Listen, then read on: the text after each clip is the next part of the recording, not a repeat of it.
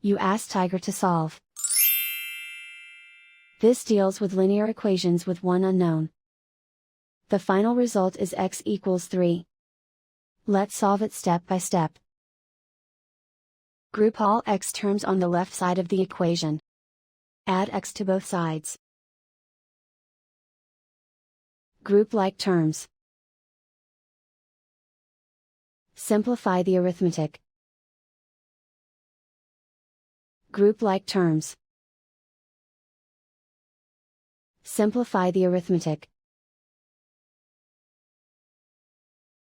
Group all constants on the right side of the equation. Add 3 to both sides. Simplify the arithmetic.